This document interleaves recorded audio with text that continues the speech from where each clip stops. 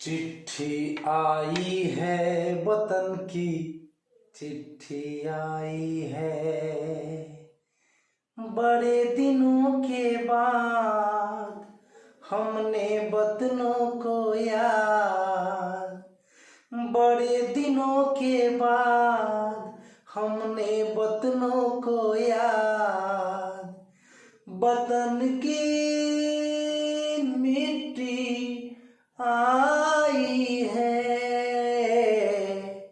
चिट्ठी आई है, चिट्ठी आई है, चिट्ठी आई है। वंदे मातरम। तो स्वागत है आप सभी का अपने YouTube channel intelligent mathematics classes में। आज का वीडियो है 12 क्लास के सभी छात्र छात्राओं के लिए, है ना बुआ? तो 12 क्लास के विद्यार्थी लोग थोड़ा सा ध्यान से सुनेंगे। हम मैट्रिक्स चैप्टर पढ़ा रहे हैं। यह अलजेब्रा के अंतर्गत आता है। मैट्रिक्स का हिंदी अवयव होता है। यह NCERT किताब के माध्यम से यह तीसरा चैप्टर होता है आप लोगों का। चैप्टर नंबर 3 में आपको अवयव पढ़ना पड़ता है। तो हम अपने पिछले वीडियो में अवयव का परिभाषा दे चुके हैं। अवयव किसको कहते हैं ये बता चुके हैं आपको। हम रो के बारे में बता चुके हैं, कॉलम के बारे में बता चुके हैं। हम लोग रो और कॉलम के माध्यम से संख्याओं का आयताकार सजावट करते हैं, उसको मैट्रिक्स कहते हैं। मैट्रिक्स को हम लोग कैपिटल लेटर से डिनोट करते हैं। इसका ऑर्डर होता है M/N। M रो को दर्शाता है, N कॉलम को दर्शाता है। इन सारी बातों का चर्चा हम पहले ही कर चुके हैं। तो अगर आप उस वीडियो को नहीं देखे हैं तो पहले उसको देखिएगा, तब यहां से देखिएगा। आज हम इस वीडियो में एक्सरसाइज 3.1 का टोटल सूत्र समाप्त कर देंगे। इतना सूत्र से आपका काम चल जाएगा, आपका क्वेश्चन बन जाएगा। तो चलिए, मैट्रिक्स को हम लोग इस तरह से सूचित करते हैं कि कोई मैट्रिक्स है हमारे पास, उसका जो सदस्य है उसका तनी परिचय पात्र हम लोग कर लेते हैं। जैसे हम लोगों का एक निश्चित एड्रेस होता है, एक पता होता है कि हाँ हम किस देश के वासी हैं, किस स्टेट के वासी हैं, स्टेट के किस जिला में रहते हैं, किस गांव में रहते हैं, पिन कोड नंबर क्या होता है, ईमेल एड्रेस क्या होता है, पिताजी का नाम क्या होता है, थाना कहाँ है, जिला कहाँ है, ये सब हमारा एड्रेस होता है। अब मैट्रिक्स में जितने संख्याओं को आप सजाते हैं, मैट्रिक्स के अंतर्गत आप जितने संख्याओं को सजाते हैं उन सभी का भी एड्रेस होता है। ये लिखा हुआ है A11, इसका मतलब मैट्रिक्स का वह सदस्य है, A11 मैट्रिक्स का वह सदस्य है जो R1 में भी है और C1 में भी है। बच्चे पूछते हैं कि सर ये 11 कहां से आया, 11 से स्टार्ट क्यों हो रहा है, 1 से स्टार्ट क्यों नहीं हो रहा है? नहीं, ये 11 नहीं है, ये 11 है। ये शुरू वाला जो 1 है वह रो की संख्या को दर्शाता है कि यह फर्स्ट रो का सदस्य है, और बाद वाला जो 1 है वह कॉलम नंबर 1 को दर्शाता है। यानी 1 कहता है कि हम मैट्रिक्स के पहले रो और पहले कॉलम में उपस्थित हैं। यही है इसका एड्रेस। आगे यह A12 है, यह क्या कह रहा है कि हम फर्स्ट रो में हैं लेकिन मेरा कॉलम नंबर 2 है। A13 आपको कहता है कि हम मैट्रिक्स के फर्स्ट रो, देखिए यहां पर R1 लिखा हुआ है, फर्स्ट रो में है लेकिन कॉलम नंबर 3 में, C3। A14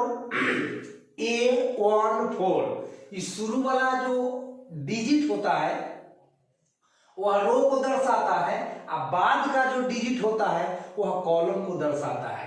यानी पहला रो चौथा कॉलम, पहला रो चौथा कॉलम। चलिए, तो जैसी आप डॉट डॉट कर देते हैं आगे A15 A16 वगैरह हो सकता है। तो बहुत सा संख्या को हम सजा सकते हैं। अब नीचे आ जाइए, अब दूसरे रो में आ जाइए। पहला रो के जितने भी सदस्य हैं उनका हमने एड्रेस आपको बता दिया, उसका पता बता दिया।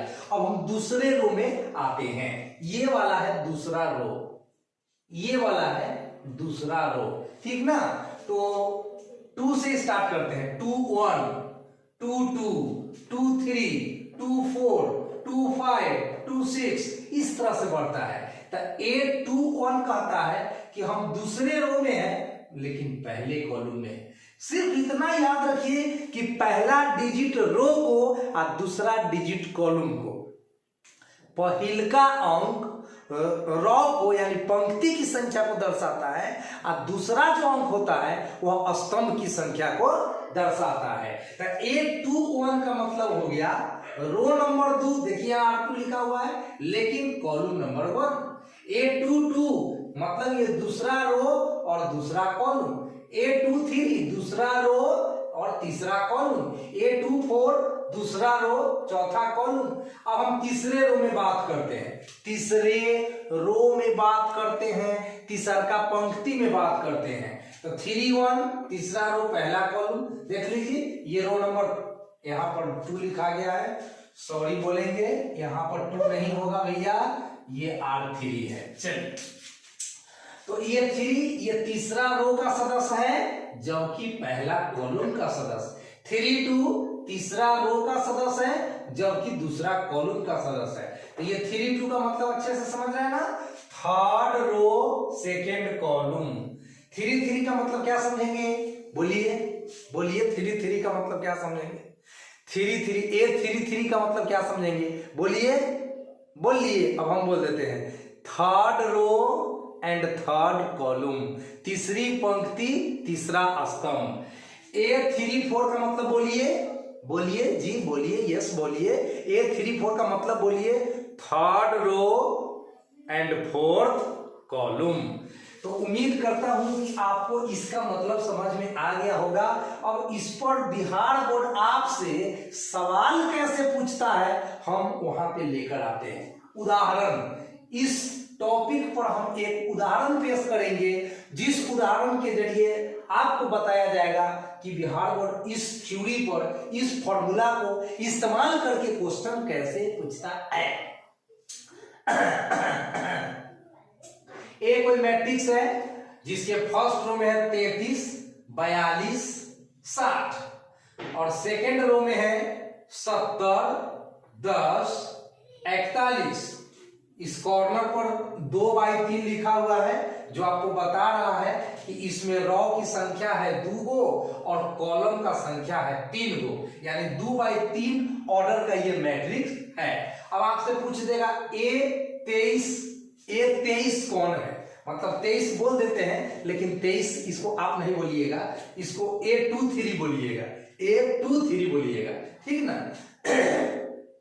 A23 का मतलब क्या हुआ कि जो सदस्य दूसरा रो और तीसरा कॉलम में पड़ता है, जो दूसरा रो, तो दूसरा रो का मतलब तो हुआ भैया जी दूसरा रो तो आपका यही है दूसरा रो। और तीसरा कॉलम तो तीसरा, पहला कॉलम दूसरा कॉलम, हाँ, और तीसरा कॉलम यही तो है। अब आप देख सकते हैं कि 41 जो है इस घेरा में भी आया है और इस घेरा में भी आया है, यानी 41 ही इसका आंसर होगा। अब आपसे पूछा A32, अब A32 का मतलब तीसरा रो और दूसरा कॉलम। तो तीसरा रो देखिए, ये पहला रो है R1, ये दूसरा रो है R2, अब इसमें R3 तो है ही नहीं, तो A32 का अस्तित्व नहीं है। अगर ऐसा क्वेश्चन पूछ दे कि इस मैट्रिक्स में कोई कहता है कि A32 का मान बताओ, तो A32 does not exist, A32 does not exist in this matrix. इस आव्यूह में A32 का अस्तित्व नहीं है। तो उम्मीद करता हूं कि आपको ये वाला टॉपिक क्लियर हो गया होगा। अब हम दूसरे टॉपिक में आपको लेकर आते हैं। एक आव्यूह में 6 अवयव है, एक आव्यूह में 6 अवयव है, इसकी संभव कोटियां क्या होगी। तो आप जरा सोचिए कि 2 नेचुरल नंबर को गुना करके 6 पूरा करना है। 2 नेचुरल नंबर समझते हैं ना, 1 2 3 4 5 6 7 8 9 10, माइनस वाला संख्या नहीं, बाटा वाला संख्या नहीं, रूट वाला संख्या नहीं, मतलब एक अवयव में 6 गो अवयव है, इसकी संभव कोटियां क्या होगी। कहने का मतलब कि आपको 6 गो संख्या दिया जाएगा, इससे आप कै गो मैट्रिक्स बना सकते हैं। तो आइए आप इतना सोचिए कि हम 2 नेचुरल नंबर को गुना करके 6 पूरा कर सकते हैं, कितने डिजाइन से, कितने वेराइटी से, कितने तरीके से, कितने मेथड से, वही उसका आंसर हो जाएगा। तो 1 गुना 6, यहाँ 1 भी नेचुरल नंबर है, 6 भी नेचुरल नंबर है, 6 गुना 1 भी 6 पूरेगा, यहाँ 6 नेचुरल नंबर है, 1 नेचुरल नंबर है, 3 गुना 2, 3 भी नेचुरल नंबर है, 2 भी नेचुरल नंबर है, अब 3 गुना 6 पूरता है, तो ये भी इसका एक आंसर हो गया। और 2 गुना 3, तो 2 गो रो और 3 गो कॉलम, तो यहाँ ये भी आपका मतलब कि आंसर हो गया। तो यानी कि अगर किसी मैट्रिक्स में 6 गो सदस्य है, अगर किसी मैट्रिक्स में 6 गो सदस्य है, तो उसको हम 4 प्रकार से मैट्रिक्स बना सकते हैं। 1/6 ऑर्डर का मैट्रिक्स, 6/1 ऑर्डर का मैट्रिक्स, 3/2 ऑर्डर का मैट्रिक्स और 2/3 ऑर्डर का मैट्रिक्स बना सकते हैं। दिखा देते हैं आपको बनाकर। 1/6 का मतलब 1 रो 6 कॉलम, 1 रो 6 कॉलम, 1 2 3 4 5 6, ये मैट्रिक्स आपका बन गया। ये मैट्रिक्स में 1 रो है और 6 गो कॉलम है, 1/6 हो गया। अब इसको खड़ा कर दीजिए, ये लीजिए बगल में खड़ा कर देते हैं, 1 2 3 4 5 6, ये आपका देख लीजिए, ये आपका 6/1 मैट्रिक्स हो गया। इसमें 6 को आपको रो नजर आएगा और एक ही कॉलम में सारा सदस्य आ जाएगा। 3/2, अब 3/2 का मतलब 3 गो रो, 3 गो रो, 1 2 3 4 5 6, इसमें देख लीजिए आपको R1 R2 R3 3 गो रो नजर आएगा और कॉलम 2 नजर आएगा।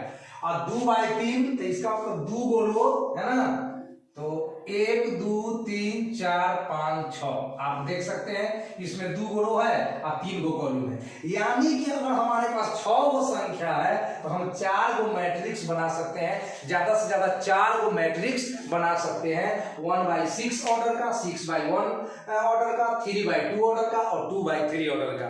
अब आप जरा घर पर सोचिएगा कि अगर किसी मैट्रिक्स में 10 गो सदस्य है तो कै गो मैट्रिक्स बनेगा, आप लोग सोचिएगा और कमेंट करके बताइएगा कि 10 गो सदस्य है किसी मैट्रिक्स में तो कै गो मैट्रिक्स बनेगा, उसकी संभव कोटियां क्या होगा, what is it's possible orders. आगे टॉपिक नंबर 3, 2 आव्यूहों की समानता, माने 2 मैट्रिक्स आपको दिया जाएगा तो वह किस स्थिति में इक्वल होगा। तो इसके लिए हम लोग चर्चा करेंगे। अवयव A तथा B समान होंगे यदि A का ऑर्डर बराबर B का ऑर्डर, मतलब A अगर 2/2 का है तो B भी 2/2 का होना चाहिए, A अगर 3/3 का है तो B भी 3/3 का होना चाहिए, A अगर 7/8 का है तो B भी 7/8 का होना चाहिए। A का ऑर्डर बराबर B का ऑर्डर और A का प्रत्येक सदस्य बराबर B का संगत सदस्य। Each element of matrix A equal to corresponding element of matrix B। A का प्रत्येक सदस्य B के संगत सदस्य के बराबर होना चाहिए। उदाहरण ले लीजिए, A कोई मैट्रिक्स है, 1 2 फर्स्ट रो में, 3 4 सेकेंड रो में, 5 6 थर्ड रो में, इसमें 3 गो रो है और 2 गो कॉलम है, तो 3/2 का मैट्रिक्स है। B 1 2 3 4 5 6, ये भी 3 गो रो और 2 गो कॉलम, तो 3/2। और संगत सदस्य देख लीजिए, 1 के स्थान पर 1, 2 के स्थान पर 2, 3 के स्थान पर 3, 4 के स्थान पर 4, 5 के स्थान पर 5 और 6 के स्थान पर 6। इस तरह से दोनों कंडीशन सेटिस्फाइड है, इसीलिए A is equal to B, A matrix B matrix के बराबर है। टॉपिक नंबर 4, वर्ग अवयव, बहुत इंपॉर्टेंट टॉपिक है, इसको आगे तक भी पढ़ना है और इसी से रिलेटेड आगे एक चैप्टर आएगा डिटरमिनेंट। तो वर्ग अवयव को अच्छे से समझिए क्योंकि इसका आगे भी जरूरत आपको आपको पड़ेगा। स्क्वायर मैट्रिक्स, कोई अवयव स्क्वायर मैट्रिक्स कहलाता है यदि इसमें पंक्तियों की संख्या और स्तंभों की संख्या के समान हो। जैसे एक कोई मैट्रिक्स है, इसमें देखिए 2 गो रो है और 2 गो कॉलम है, तो 2 बाई 2 का है, तो यह स्क्वायर मैट्रिक्स है। इसमें बी कोई मैट्रिक्स है जिसमें 3 गो रो है और 3 गो कॉलम है, 3 गो रो है 3 गो कॉलम है, तो ये 3 बाई 3 का है, तो ये भी स्क्वायर मैट्रिक्स है। नोट में याद रखिएगा m बराबर n। नोट में क्या याद रखिएगा, स्क्वायर मैट्रिक्स का केस होता है m बराबर n। m का मतलब होता है पंक्तियों की संख्या, n का मतलब स्तंभों की संख्या। m का मतलब रो की संख्या, n का मतलब कॉलम की संख्या। कि जिस मैट्रिक्स में रो की संख्या कॉलम की संख्या के बराबर हो उसको हम लोग स्क्वायर मैट्रिक्स कहेंगे, उसको हम लोग वर्ग अवयव कहेंगे। देख लीजिए इसमें 2 गो रो है तो 2 गो कॉलम है, इसमें 3 गो रो है तो इसमें 3 गो कॉलम है। तो इस तरह से यह आपका क्या हो गया, स्क्वायर मैट्रिक्स हो गया। तो अब हम अगला वीडियो में आपको 3.1 के क्वेश्चन सोल्व करके बताएंगे। तब तक आप इन सारे सूत्रों को अच्छे से अपने कॉपी पर लिख लीजिए, फेयर कर लीजिए और यहाँ भी फेयर कर लीजिए, क्योंकि सबसे बड़ा फेयर यहाँ होता है। तो मिलते हैं बहुत जल्द, तब तक पढ़ते रहिए, हंसते रहिए।